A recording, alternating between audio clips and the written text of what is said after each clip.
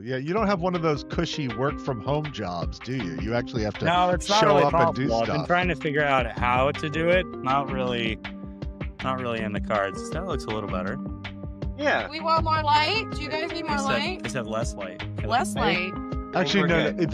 it's good. The issue is that the light was right in the background, but now, I don't know, actually. I think you're okay.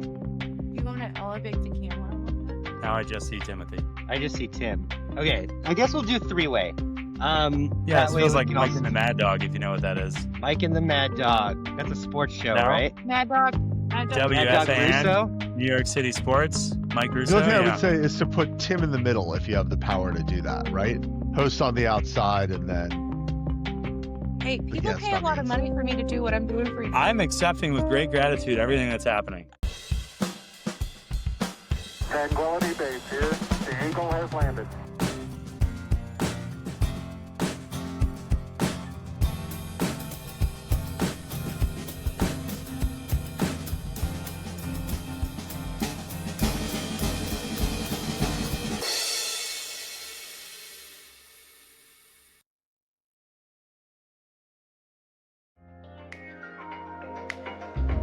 Hello and welcome to the Technically Friends podcast hosted by Harrison Wolf and Timothy Reuter. My name is Harrison, and if you've listened to us before, you know that the reason Timothy and I created this podcast was to find a way to highlight the amazing people we've met in our profession or scholastic careers. They're folks with deep expertise in some intersection between technology and society and who continues to achieve success in their field as key players, business and government sectors, or launching their own efforts to drive positive change. Today's a little different, though our guest is amazingly accomplished in his field, passionate about serving others, and still better looking than us. He's not necessarily a tech guy, although he's planning to grow his career using tech.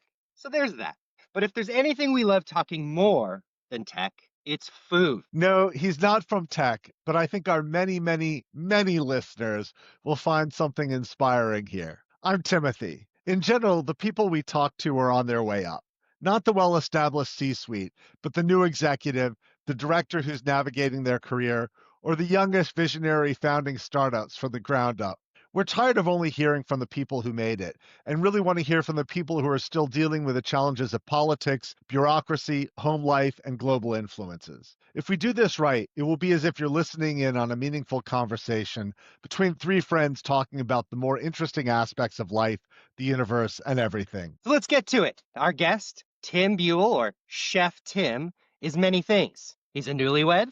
He's an Instagram star for his company Nostalgia Cooked. But most people know him for his culinary vision, working across the globe in some of the most dynamic food cities in the world. From San Francisco's Lazy Bear, where he served as a sous chef, the chef de partie at the Obstinate Daughter in South Carolina, the chef de partie at Le Michelin in Geneva, Switzerland, and currently the chef de cuisine at 2023's best restaurant in DC, the Dabney. In all, perhaps most importantly, Tim is a genuinely nice person who married one of Timothy and my best friends, who you may remember as the first guest of our podcast, Amanda Russo. Tim, you've traveled the world, you've lived on each coast, you've lived in Europe, and have overworked to achieve or maintain 4 Michelin stars in all of your life. I think I counted that right. Please correct me. I'm sure you will. No, you got it. Working under some of today's most highly accomplished chefs, James Beard winners, and always leaving a good reputation behind you when you leave. How are you? Welcome to Technically Friends. Thanks for having me, guys. This is exciting. I'm sure I'm different than the normal guests so far, especially my wife. But yeah, it's just excited to be here. You got my info right, and happy to talk about anything involving my field, as it is one of the most ridiculous things that people can do with their lives. So I'm here, I'm open, ready for anything you got. Let's talk a little bit about your personal journey. So how did you get interested in this field? And then how did you go from absolutely nobody to being the chef de cuisine at a Michelin-starred restaurant? Yeah, I think the origin story is tied to a couple different moments throughout my childhood. It's not the classic story of like my mom was making spaghetti and she taught me how to make spaghetti and I was by her side with every meal. I'm the last of 5 kids. My mom knows this story by now. I've told it a couple times, but I'm the last of 5 kids. My mom was kind of cooking the same stuff throughout those 5 kids' childhoods. And my oldest brother is 18 years older than me. And so there's a big difference. So she was cooking for a long time, long time. So I was the last one in the house. I was the last one eating her meals. And I'm a fat kid at heart. Love anything that tastes with flavor, tastes good. Love it all. Just wanted to eat the best things possible. Didn't care what it was. Just that was a goal when I was like a 10 to 13-year-old. Give me the best thing. Give me the best thing you got. So, me being me, loved hamburgers. One of the first cookbooks I had was this thing called Burger Bar, which was just like 50 of the weirdest burgers that exist in the country. And they referenced restaurants that are like tied to the burger. And it was like, that was like 15 years ago. So you had the Krispy Kreme donut burger, you had the grilled cheese bun burger. So I started off making all those at home for like Sunday dinners for my family when I Did was you do like the 12. Krispy Kreme one? I didn't do the Krispy Kreme one, Okay. but my family knows infamously the worst thing I ever made anyone was called a shrimp linguine burger, where I had a burger patty that I wrapped in spaghetti, topped with shrimp, and then put it in between a bun. And that was quite horrible, quite possibly the worst thing anyone's ever made. Anyways, wanted to cook, wanted to eat the best things possible. Like that was, for some reason, in my head, that's what I needed out of life. I want to eat the best things possible. So it didn't even start from a cooking engine. It was from a purely eating. I love this with all my heart. I mean, how do I find the best thing possible to eat? Then I grew up a little bit. I needed a job, needed some money. I became a dishwasher at the local Italian restaurant, Testo's, in Lansingburg, upstate New York. Shout out to And Testos. that that is where I touched on it briefly, the chaos, absolute insanity as a 16-year-old thrown into this place, very much like the Anthony Bourdain pirate ship. Who are all these people? What's going on here? Why am I here? How do I possibly fit into this scenario? And then it was kind of like a clicking moment of like, man, I love to eat and I could have the power to put those two things together and cook something amazing while eating something amazing, and I could just do it myself. And that was kind of like the origin of why I started doing this. And then from there, it was like, okay, if I want to truly eat and learn the best things, I should probably go and do it with the best possible people. Went to culinary school at the best culinary school in the country, apparently. See, Yeah, which I talk fondly of. I'm not hating on them. It's a good school. It's Yeah. just a lot of money. And at this point, that can be a different topic. But went to the CIA, found the best externship, met a really close friend at Blue Hill at Stone Barns, is where I did my externship. Met the grill cook there who became one of my closest friends. He hired me to move to Charleston, learned from him. Then I moved to San Francisco because Lazy Bear was one of the most unique restaurants I've ever stepped foot in. Met my wife, moved to Switzerland, and the rest kind of just keeps going. But I feel like I've been talking for too long. No, that's good. So, I mean, it's sort of, you just made a commitment to yourself. I want to pursue this at the top level, and therefore I am going to find the top people, Exactly. which actually does require a sacrifice, right? You have to be willing to go wherever the hell those people are, Yeah. which is different than saying, I just want to, cook some good stuff and, do decently. Yeah. I think so. My brain was intertwined with two things of like the deliciousness part of it, but also like the work ethic and the chaos that are required was something that was intriguing to me. I think my dad set a great example for me as a kid of just like working all the time just to kind of make ends meet and like doing whatever he could just to provide for the family. I think the path that I'm on is a different path now of like, I want to be the best and I want to do the best, and that will get me, to be able to provide for whatever I need. But like the original job was so hard. Yeah. It was so challenging of like, after I was a dishwasher, I worked at this place called Slide and Dirty, which was Good Morning America's Food Truck of the Year, 2008. Shout out to Slide and Dirty. Slide and Dirty. It's a They good opened a name. brick and mortar. They opened a brick and mortar restaurant in my hometown, and even that, I was working 12-hour shifts when I was in high school on my days off, just because. No, I didn't need to. I wasn't trying to pay rent or trying to do anything. It's because I really genuinely wanted to, because I loved it, and I think something along the way triggered me into like absolutely loving and wanting to do everything I can for anyone that I decide to work for, of like, I want to make this the best possible thing. And I think you got to find the people. Like Slide and Dirty is a good place. They're great people, but like I knew that I wanted to do something better. And each step that I've kind of made along this journey has been searching for like the next best thing. Hmm. And I think until I find the next best thing or next best idea or have my own idea, I just want to work and make it and make each day that I kind of bring to the table the best possible outcome. And that could be teaching people, that could be, listening to people vent for 3 hours on a Friday night from 11 p.m. till 2 a.m. somehow because they're that deep in the psychological weeds. It's like this job has become much more than cooking over time. And I think you touched on managing people as like one of the trickiest parts of this realm. So I could just listen to you talk about being a chef forever, right? It sounds to me like this is what it looks like when somebody finds that intersection between what makes them happy and what can put food on the table in more ways than one, I guess. But I guess my question for you is, do you have a vision for when you've made it? Like when you've got to that place where you've said, I have succeeded. This is the thing I want to do now for a long time. Is that in your mind, or is it that daily I want to look to the next thing that just inspires me? Well, I've not talked to anyone like firsthand of people who've said, I want to do this, then they do that, and then they're extremely happy.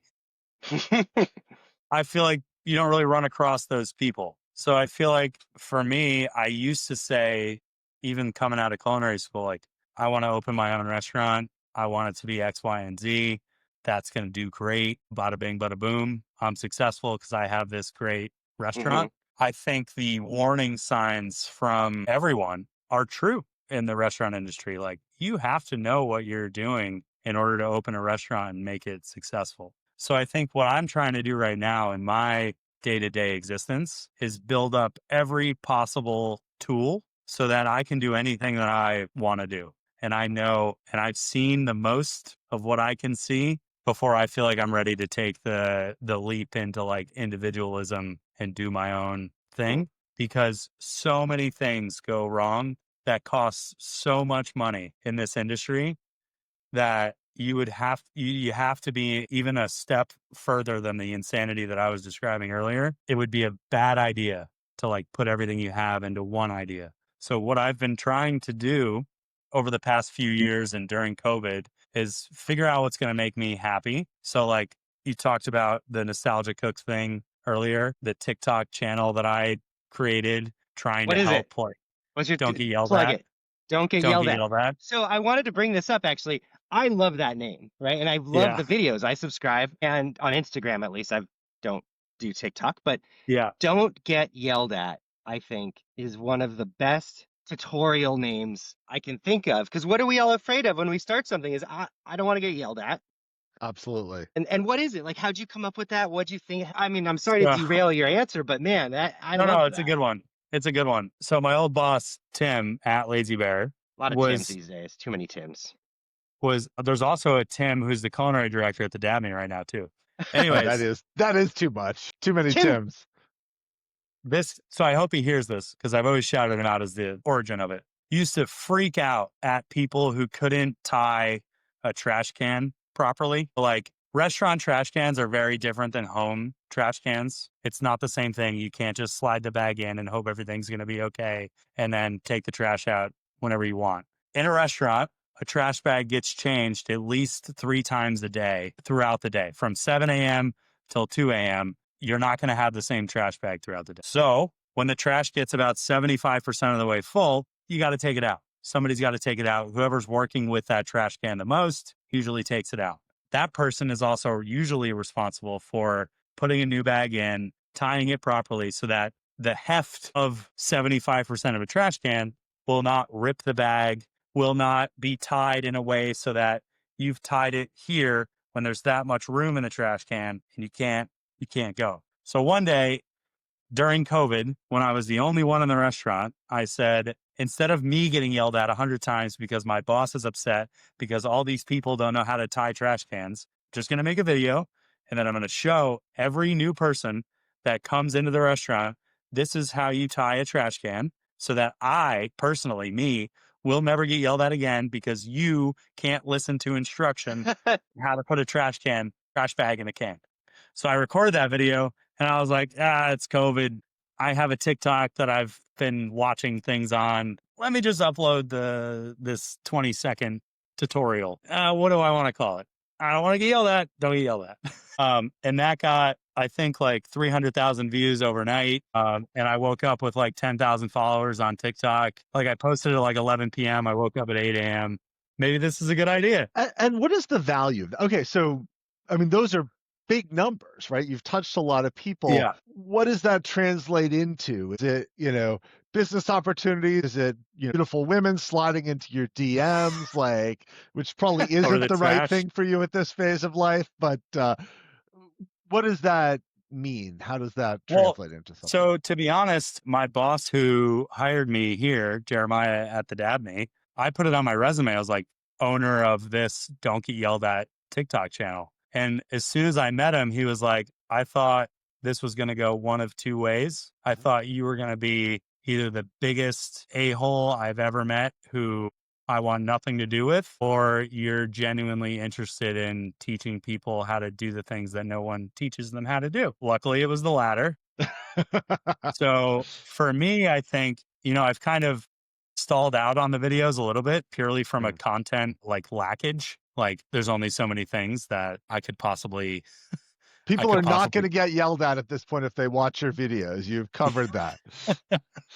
Maybe we should solicit some content for you. If Yeah. All right, you hear to hear, folks. Send us ideas for him for what you don't want to get yelled at about. They can be about cooking or not, just whatever. Yeah, my Just wife is always yelling at me because of because I I go leave the gambling toilet too seat much. up. Yeah, I go. But anything that I do, I wanted to further just interest in the industry. People say don't read the comments. I read the comments on all of those videos that I posted. I probably posted like 200 at the end of the day of like tutorials of what not to do. And it's genuinely fascinating because I never thought that someone at a Papa John's was going to be like, wow, this guy's right. Like in a Michelin world, to be able to connect with someone who's changing the trash can at Papa John's, I think that's why it actually worked. Of like, okay, if everyone knew how to do these things, this could genuinely lead to a better industry. That's beautiful. So That's cool. that's why I kept doing it. That's why I'm interested in it. But I think I want to go back just a little bit of like all the things that I'm doing to like get to what I want to do eventually is like I did a podcast with some of my favorite people where I was interviewing them just about food because I wanted to have those conversations during COVID like I seek from people now when I'm hiring them of like, I want to know what you think. Why are you doing this? Why have you intertwined yourself with like the most difficult job for me physically that one could do and mentally at the same time is like, you really got to like this. So why are you doing it? So each step I'm taking is just like building information, like trying to have that internal, like, what's that? Like a phone book of, okay, a fire happens. What do I do? My Ansel system goes off. What do I do? This person leaves, and this person leaves all in the same week. What do I do? And all of those situations that have happened to me over the last 3 years, I think have made me like incredibly more just ready for anything. Yeah. So what is the difference between good and great cooking? And is the answer different in a home setting versus a restaurant? It's a great question. I don't think that if I'm cooking anywhere, I'm shooting for the same thing no matter what. So first off, I don't think anything fluctuates if I'm at home or if I'm in the kitchen. The only thing that'll fluctuate is probably the equipment that you have, but everything starts with ingredients, right? So if you're looking for something great, you have to start with something great. So if I'm buying a cucumber from the commodity grocery store and it's wrapped in plastic and it's been sitting on the shelf for, let's say, 3 weeks, and you bring it home, it's starting to like sweat a little bit. It gets a little wrinkly. It's like, yeah, this is your everyday cucumber. That is Yep. probably going to lead to, if you're a really good chef, good cooking at maximum. If you're average, it's what the cucumber is. Now, if you want great cooking, cucumbers have a season from the beginning of May, at least in DC, the beginning of May till at most the first week of August. And then you get 2.5 months of the best cucumbers ever. And then you don't eat a cucumber again until next May. And then that's cucumbers. And that, I think, leads to, that's like the origin of, how I was trained, how I think great cooks come to be, is you have to kind of understand where the thing comes from, how important those seasons actually are. Because if you don't, then you're kind of serving and eating that everything else, what everybody else is getting from the supermarket. So I think it starts there. And I think that just leads to more flavor, freshness, and better overall cuisine and cooking. Because if you don't have the seasons, if you don't have that kind of wherewithal of just what's happening around you, cooking gets dramatically worse at a rapid pace, I think. So Um, let's just take it one more notch, though. So we have to start with great ingredients, because that does sort of provide something of a ceiling for how good you can get. But you can give me great ingredients, and True. you're not going to get the same cooking that we will get from you. So what do you know that I don't know that's going to make it truly worthy of that Michelin star? Yeah, I think it's, from that point, it's flavor building, right? It's like I'm going to keep going on cucumber because cucumber is what's in my head, but you slice a cucumber, you being a normal person probably knows, yeah, you should put a little bit of salt, maybe some vinegar, maybe an herb, maybe like a mayonnaise dressing, some kind I of dressing. appreciate your overestimation of me. I'll take it, but continue, please. That's the normal kind of range in that mid-level of like home cooking. And your average cook that walks into a restaurant now is like salt, fat, acid, heat is what people Yeah, sure. should maybe know if you like food. To take it to the next level, you have to have a dynamic kind of pantry, which again kind of goes to ingredients. There's this awesome ingredient called liquid shio koji, which is a Japanese ingredient, which is rice that has been inoculated with a mold that creates like this super umami kind of flavor. It's how you make miso. The rice is how you make miso. It's a very amazing thing that I found out when I worked in San Francisco. But when you make that rice and you inoculate that rice with the mold, there is like a liquid runoff from that, which can be used the exact same way you use salt. So if I'm making recipes now at work, almost 90% of them have koji in them. Wow. Because it's like an elevated salt perceptor. You get like a more depth of a background. You get like weird rice flavor, weird like apple cider, salty flavor. So this depth of cooking, that's one ingredient. If I'm working for like hot sauce, for example, I could use Frank's hot sauce from the supermarket, or I could have hot sauce that I made myself from the peppers from the farm 30 minutes down the street, that I fermented myself for 3 weeks, and then I let sit for a year, and then I blended with vinegar that I also made, that now I'm using that product instead of commodity hot sauce, which is probably made in a factory somewhere using 45 ingredients just to make it shelf stable. Those are two salt and heat comments. Fat, instead of using like a vegetable oil, I could have like dry aged beef fat that I have from all my ribeye trim that I have laying around that I decided to save and freeze and then render. And now I have an elevated fat depth of flavor. So with each category, I think of things that you should have on the plate regardless. The more in depth you get with each salty thing, fatty thing, and heat and acid, all those things can be elevated by you. If you find the right ingredients, if you find the right thing that you're looking for, each thing can be elevated, and it's up to you. So you have the power to increase your cooking skills just by kind of searching for those things first.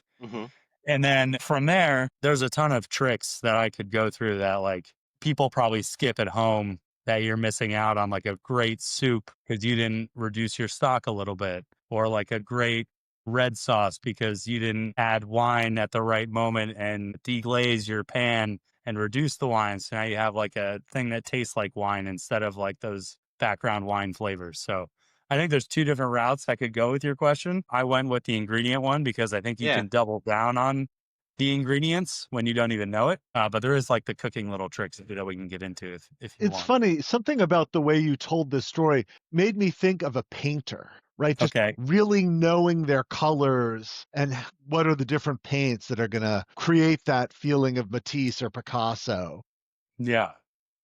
I I just hate to love seeing, compare yeah. myself to an artist, but like I think like psychologically you have to, if I need to make something delicious in 5 minutes because someone came into the restaurant and can't eat spinach, apples, pineapples, mangoes, Mhm. broccoli, pears.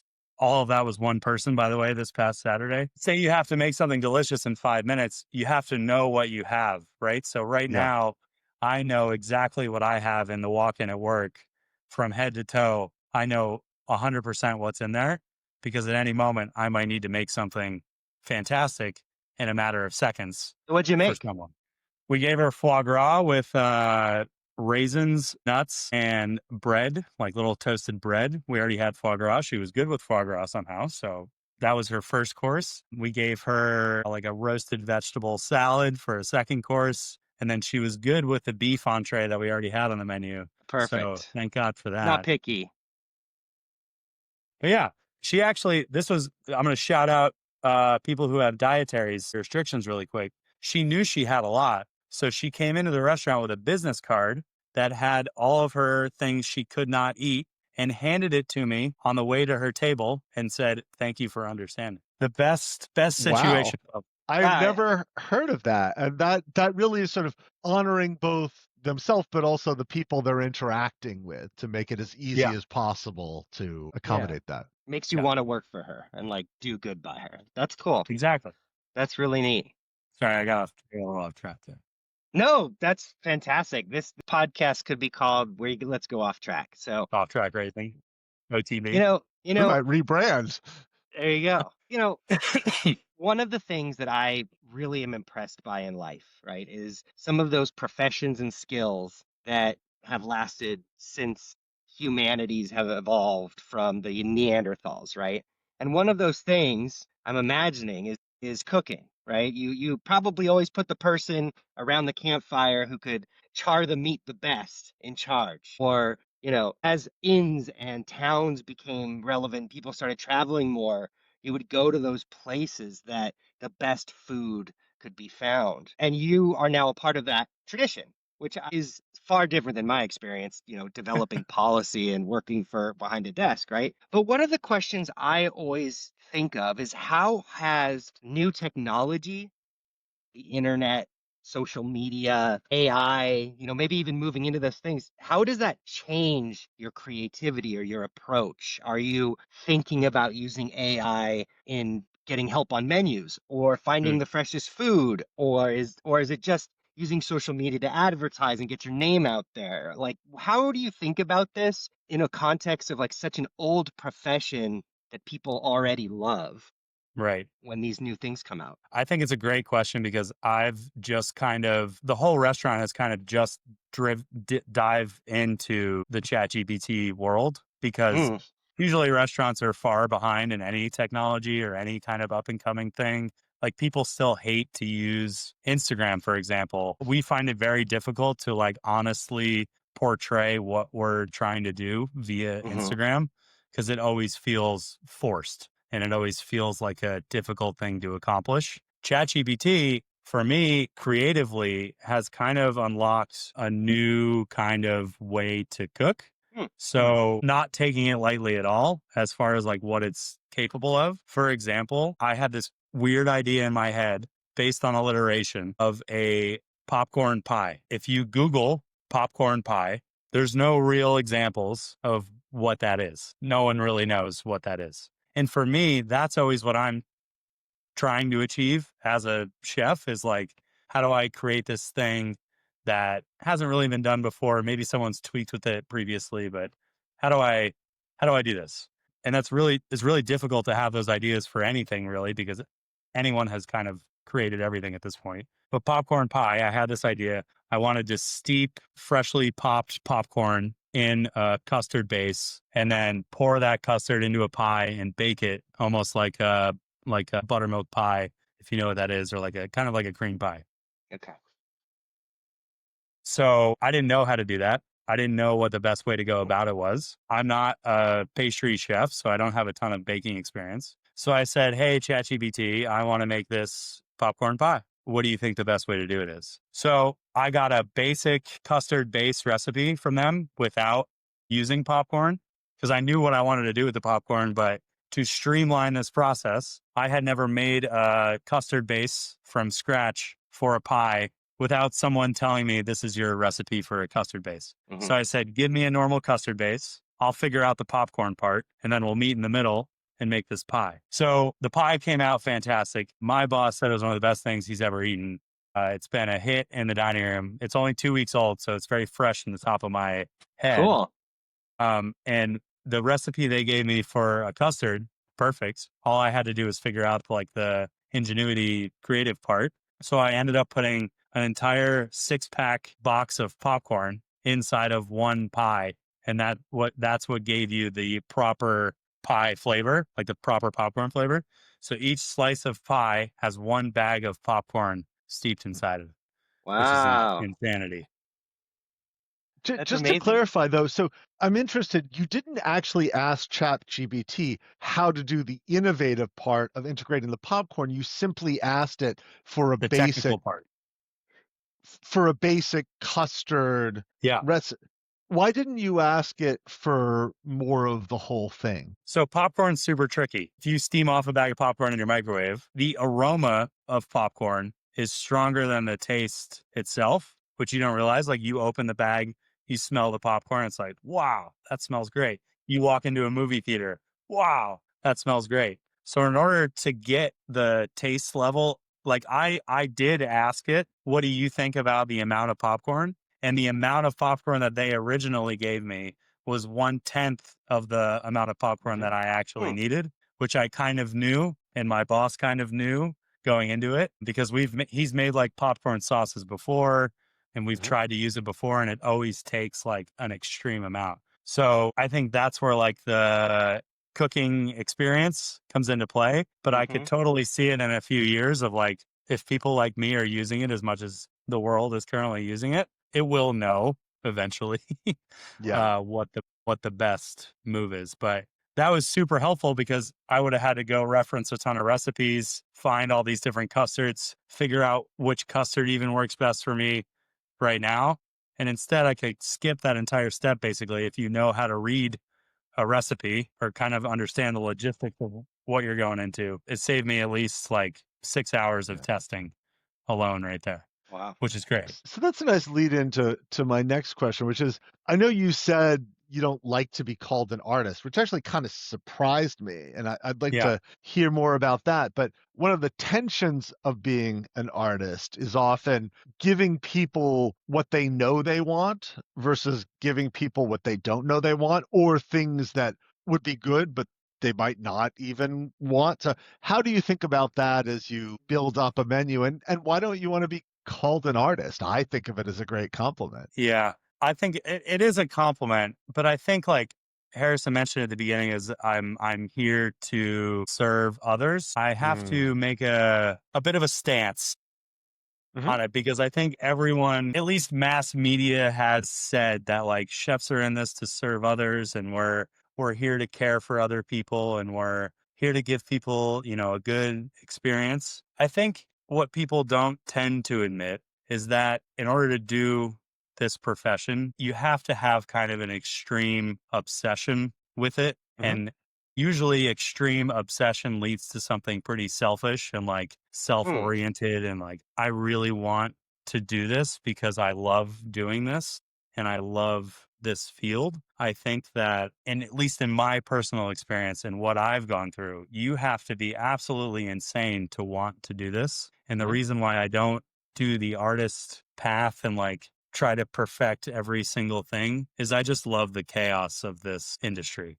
Like every day I walk into work and 40 things happen that are wrong or out of place or not in the right way. And that to me, combined with the fact of like eating things and enjoying things, it's a very selfish act. And it's like super time consuming and you have to be obsessed. So artistry wise, I feel like artists are tending to perform for other people when I feel like I am doing this a lot for myself because of how much I love doing it, which I Hmm. guess there are artists who have gone both directions.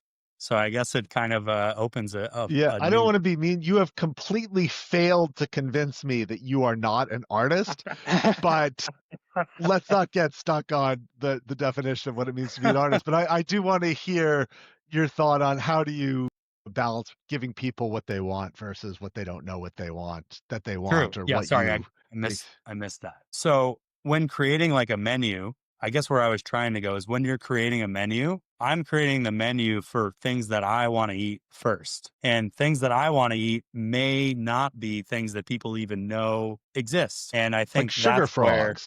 yeah, sugar toads, very, To, very important. Sugar toads because they are sweet like sugar and ugly like a toad.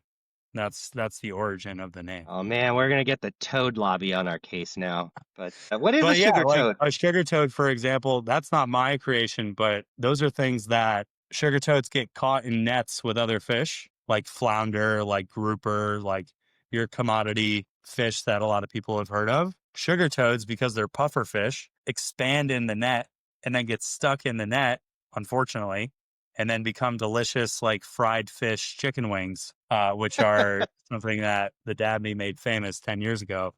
Uh, no one ever heard of that before 10 years ago. No one ever heard of a sugar toad, unless you were kind of this weird fisherman on the shores of North Carolina who named it a sugar toad. Those are things that kind of open people's world. But still, at the end of the day, it's like, do I want to eat this?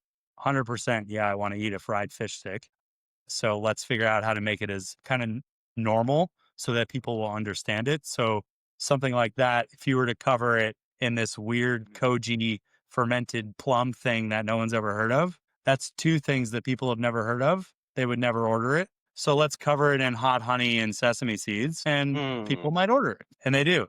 And you can kind of see that with a bunch of different things of like mako shark or like no one's ever going to eat shark. But if you cover it in barbecue sauce and put it in a taco, someone's going to eat it. And you can go a bunch of different things like that, where Hmm. I think that's where it's my job and chef's job to like kind of open people because we like it so much to open new people to it. So it becomes more popular. And now when I go out to eat, I can go eat a shark taco because I know it's good. And I You think know, did that answer your question yeah, yeah. You yeah. a little start bit with more? what you love and then think Yeah. about how do you make it accessible to others. You know, if you go to Atlas Obscura, which is one of my favorite websites and books, It's a and fantastic website. you look up sugar toad, it credits the Dabney as Hey, there we go. where to try it. Like that is the place to go if you want to try this food. So that's pretty cool. Yeah. I guess so building on sort of this idea of artistry versus chefery, or however you might define it. Yeah.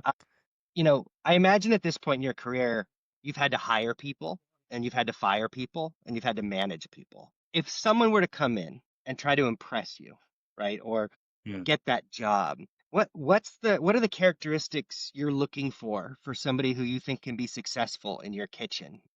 You're not Or going to what like could my they answer. do? What could they do to really like turn you away and say, "Oh, not in my kitchen"? Well, I don't know if you're going to love my answer for the first part, but this is how kind of Ingredients? Is it going to be ingredients again? no. Okay.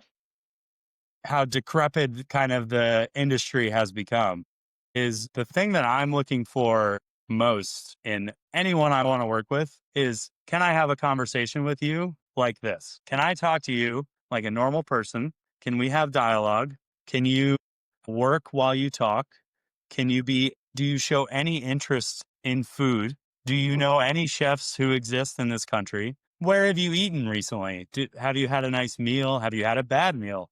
Mm. Do you know how to walk around the kitchen properly? Do you walk with your head up and your eyes open? Do you say hello when you come into the kitchen? Do you say goodbye when you leave? It's very, very basic, like human tasks, because in all honesty, if I'm spending 14 hours a day with someone right next to them, I Yeah. need to know that they're going to be able to hang and like through a terrible time and through a good time, they can keep their wits about them basically. And it's not really, I don't think, an answer that people want to hear or expect when hiring, but maybe that's true for other industries at the moment too. I'm not sure, but like, I just want to have a normal conversation. And like, I Yeah. don't need arrogance. I don't need an ego. I don't even need to know where you've worked before because I can kind of see it within the first 10 minutes. This person wants to be here. They want to have a conversation and they're interested in what we're doing. And that's the part that's really been difficult about being in kind of like a mid-tier market versus a San Francisco or a New York City, which I've seen kind of both trends now. People don't really move to Washington, D.C. to cook, Mm. unfortunately. That's not really a goal that I think even a tenth of the percentage of a population has. They don't come here for hospitality. So to find people who are interested, which is the main thing that I'm looking for, is an extremely difficult task. But that's the answer to your first part. Yeah. But I guess you probably, and sorry, I just uh I actually found that very inspiring for, anybody who's interested in getting into cooking, because, you know, being honest and open and having a conversation is the way I learned how to do what I do, and the way Yeah. I think most people can grow the fastest is by working with others. So that makes sense to me. And you said you're in a mid-tier market, but I imagine you serve some of the most important people on the planet. I mean, you don't work at McDonald's, so you're not serving the president probably, but Yeah. what, do you have any, like, is there anybody that you've served that has really like made your heart sort of beat quickly, or, tripped you out, or is it all just, you're just doing your thing and focusing on feeding yourself, which just happens to be a senator? I think like some of the people I'm not allowed to talk about, in all honesty, of who Okay. who we've cooked for based on it's not politicians, but it's people who actually would make you sign an NDA to know not you can't say that I've been here. You Okay. serve P. Diddy? That's amazing. To answer the question, like, everyone who comes into the restaurant is just as important as the next person for us because Michelin recently did a documentary on Apple. I don't know if you saw it, but they're partnered kind of with a bunch of restaurants who did a documentary. We have no idea who the Michelin inspectors are, Oh, I and did see this a little bit. Yeah. we'll never know. So if you're not focused on every single person that walks into the building, and they could be sitting at the bar, they could be sitting in the dining room, they could have a reservation, they could not have a reservation, could be anybody. So if we take our eyes off the prize for this crazy, like athletes do come in, people who play for the Wizards and the Commanders, Mhm. they'll come in every once in a while, but like everyone is just as important for us, and I think that has to be true. Even your wife, just as important as anybody else when she comes in to eat? Is that? I think she's on her 15th visit at this point. I think we're probably coming close to the end of our time together. So I really wanted to get in with a overly invasive personal question here, Yeah. which is, what have you learned so far from being married, and does it feel different from being boyfriend and girlfriend? Since we went to your wedding, I thought I could go Yeah. there, And but let's just say that was a hell of a wedding. Yeah. And the food was the food fantastic, was right? amazing. I think you said there were 10 Michelin stars across the rehearsal dinner, because you did like Yeah. this amazing Top Chef style cook-off kind of thing with all your Yeah. closest friends, which to any of them who are listening, like, that was the highlight of my year. Thank So you. thank you. Yeah, the ceremony was fine, but the food was, Oh, short and that's where the sweet. That's kind of ceremony. Yeah. Okay. Uh, Overly personal marriage question. Let's see. I think the biggest difference is that there is like witnesses, contracts, things that have been signed that like you have to do this because you want to do this. Here's a reminder: we're married, we're in this together. Let's figure it out together.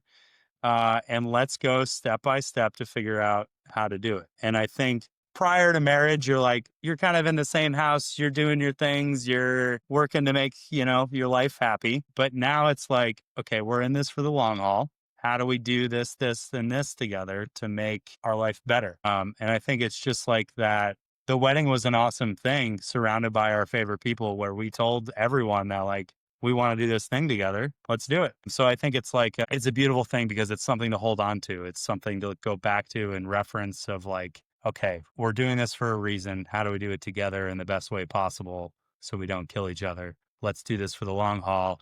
Let's take these certain steps.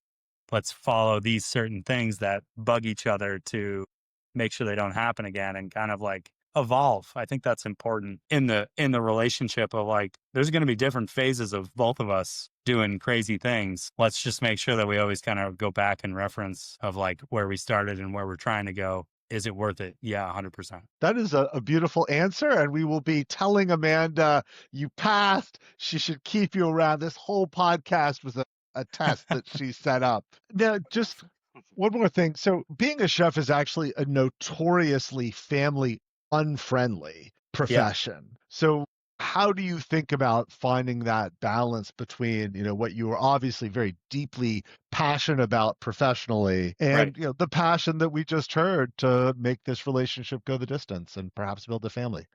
It's incredibly hard if you make it incredibly hard. I think I've had phases where like I didn't even know that I was making it more challenging because you're upset. Like I'm obsessed with the things that I do at work and it just drags you in and it drags you in and problem after problem after problem can just tank your week, tank your month, tank your year. There's been really long phases of like, oh, it seems like you've disappeared. Yeah, that's totally fact. I think just it's a thing where you have to know what you're getting into. You have to have a partner who's extremely patient and understanding of what you're doing. But I think because of how challenging both of our jobs are and how time consuming both of our jobs are, when we are together, it makes the time so sacred and so special and so deep and meaningful that like it's something that we cherish every single week. Like every single Sunday is like by far the best day of the week. We spend the whole day together. But like other normal people probably have too much time together, to be honest with you. So I wish there was some middle ground of like, I wish I could have a few nights here or there and all day Sunday. I wish I could have at least a Tuesday night and a Sunday, which I think if I do my job right, I can get there because an owner of a restaurant, an owner of a business is not the hands-on type of person that I currently am. There's different challenges, different kind of perplexities, but my goal is that I'm working towards like building a more sustainable schedule to have that long-term time together, which Amanda understands. But I think it has to be an early goal, at least the mistakes that I made of like someone who's trying to do what I'm doing. It has to be an earlier priority of like, I got to set myself up if I'm truly going to do both of these things. Yeah. Because it's just so much time. Like my schedule is 9 a.m. and it used to be till midnight every day, five days a week. And like if you have a partner who's working on a Monday, like Amanda does, it becomes very strenuous. So we, to be honest, just value the time together and hold on to that time with everything that we have. Like when we were apart during COVID, she was in Europe, I was in San Francisco. It's like whenever we saw each other, it was like the best thing ever. And now I truly feel like every Sunday is the best thing ever because we get that time together. So I think just valuing time, valuing yourself is my advice of like, Wow. it's possible. Such a deep conversation from Tim Buell, from a Tim. Who would have thought? No, that was great. Tim, it's been wonderful talking with you. We could keep going on. I have so many questions. I have two final questions for you. Okay. The first is, what is one piece of kitchen equipment that you would recommend any home cook invest in? One word or a couple, just no explanation. Just say it, just whatever that equipment is, let me know, as well as like, wow. No, one word. Yeah. Okay. And then One word. the second is, would you say we're technically friends? First answer, sharp knife. I know it's 2 words. Sharp knife. Sharp knife. Okay, Sharp knife. perfect. And yes, I would say we are definitely technically friends. Warms my heart. Thank you, Tim. Thank you, Tim. Thank you, Timothy.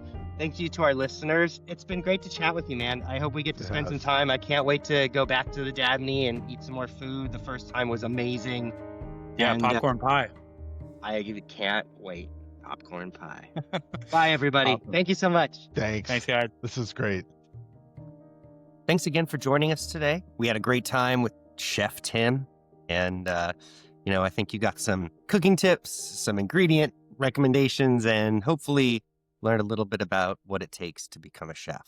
And as always, like, subscribe, and share the podcast with anyone who will listen.